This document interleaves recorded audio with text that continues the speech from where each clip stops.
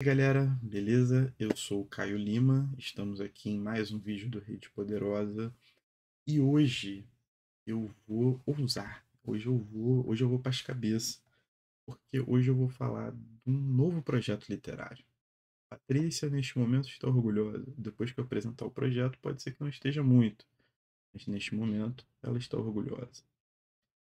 Eu tentei capturar, nessa minha recente empolgação literária, alguns alguns assuntos que me são muito caros, né, como estudo, não carinho pessoal, mas como estudo.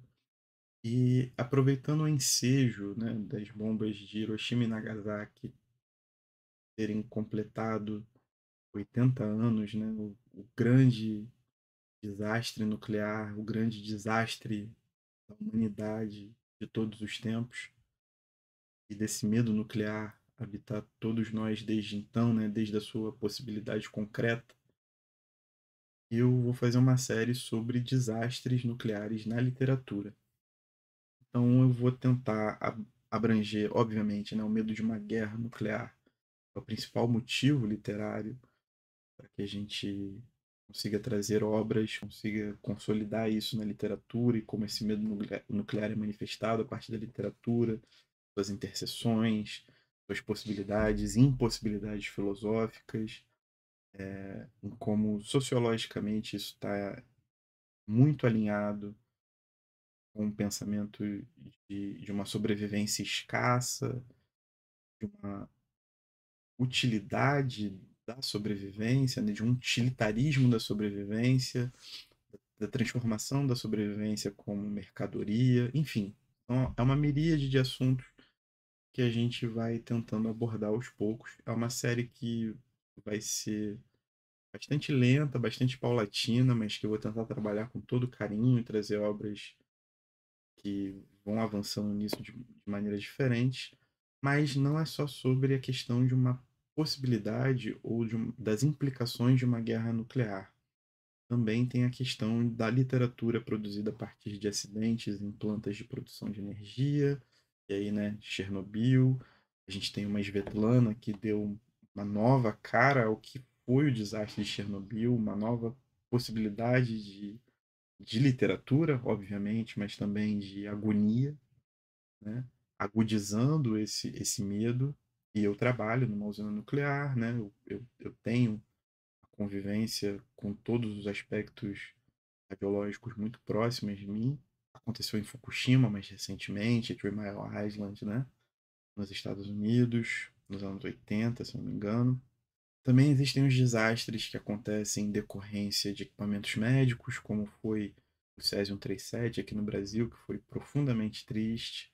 Isso também é motivo de literatura e isso vai ser abordado em diferentes momentos. Então é um projeto amplo, ele não marca um final, marca o começo. O começo é hoje, né?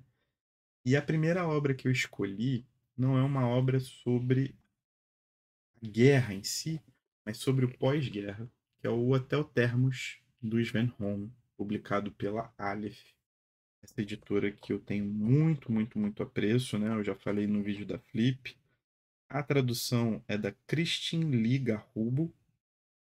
É uma edição muito bonita, capa dura, as divisões dos capítulos em preto, né? Eles têm um trabalho estético, o espaçamento ou entrelinhas, coisa linda. Enfim, eles têm um trabalho estético muito aprimorado, sempre tiveram. E Hotel Termos não é só o nome do livro, né? Também é o nome do hotel. Um hotel que cria um sistema de sobrevivência para uma guerra nuclear. E esse sistema de sobrevivência é vendido às pessoas. E quem pode pagar, paga muito caro, né? Então, existe um recorte de classe muito claro exposto pelo livro. E o livro é narrado a partir de, de uma reconstituição de que pega partes de diário, mas pega parte de memória da vivência desse protagonista sobrevivendo após um acidente nuclear e as implicações éticas que essa sobrevivência existe dentro do seu modelo. E aqui é que está o pulo do gato.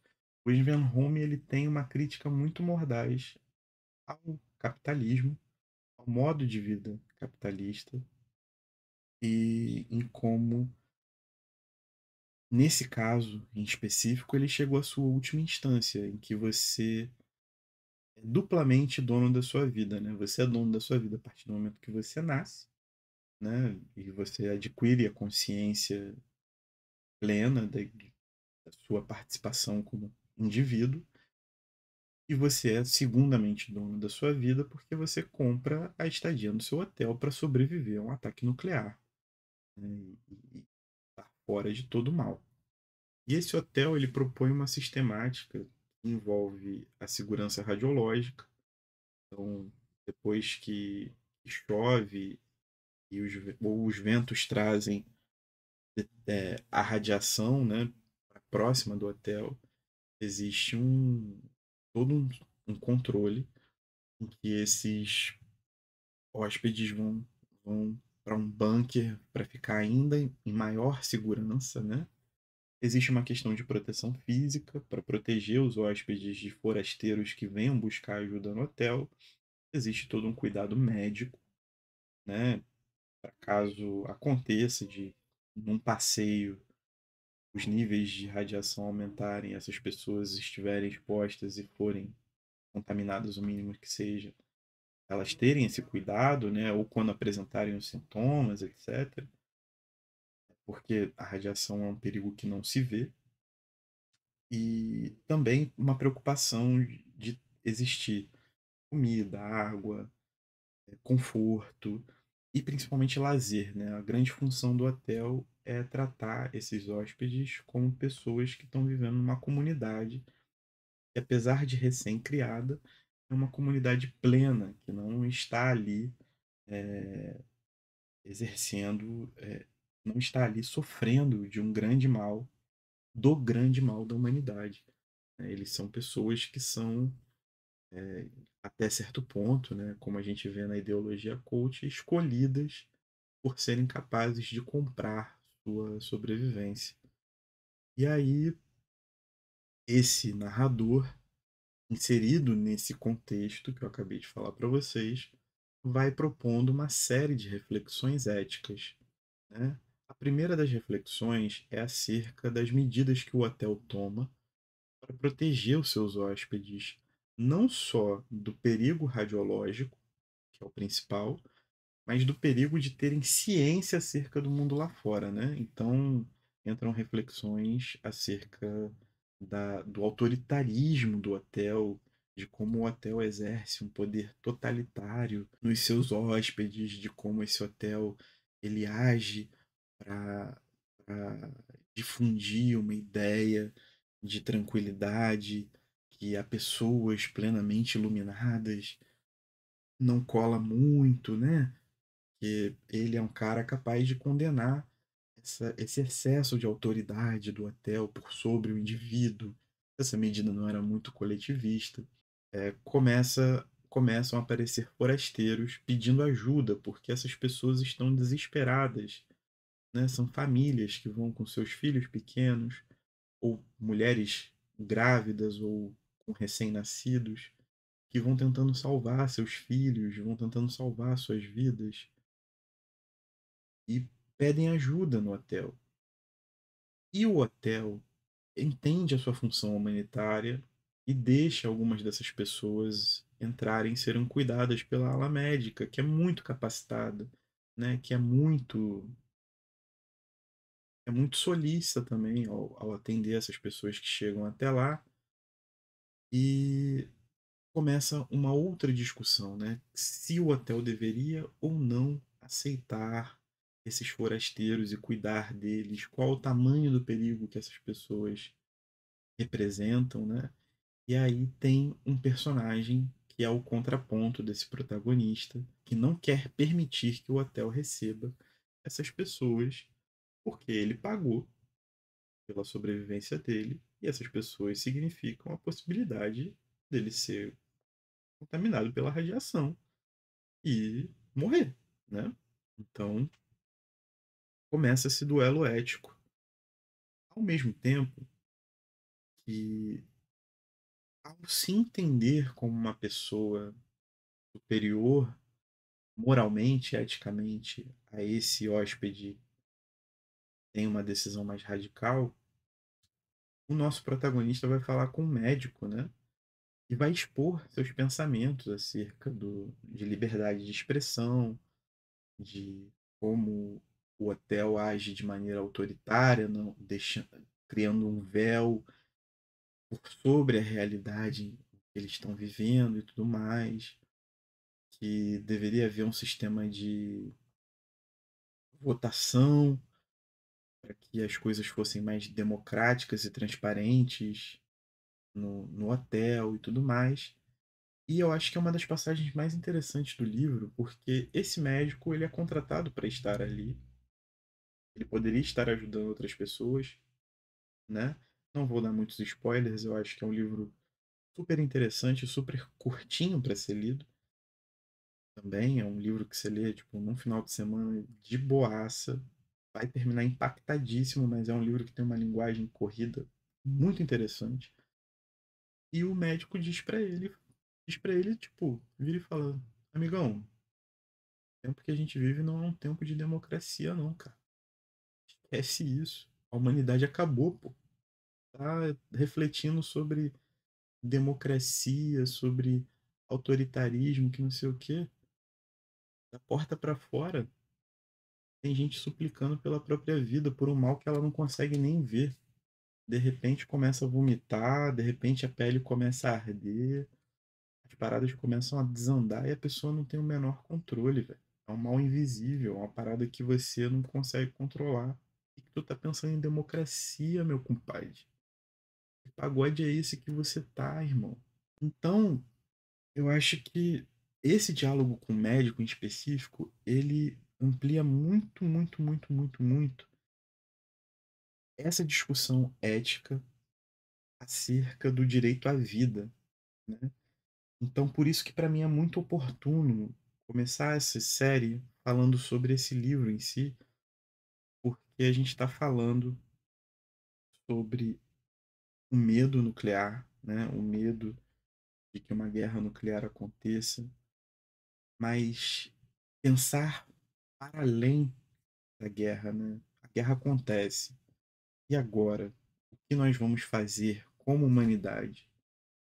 Do ponto de vista desse autor dinamarquês, quando ele lança um olhar para a sociedade ocidental, da forma como ela é organizada, da forma como ela é composta, e esse livro é um livro de 70 e pouco, alguma coisa assim, a gente não está nem falando sobre a financiarização e a mercantilização da vida como ela é hoje, muito mais avançada, digital, etc., né? Esse autor, né, o Sven Holm, ele está refletindo aqui sobre como o sistema em que a gente vive faliu, pô, faliu.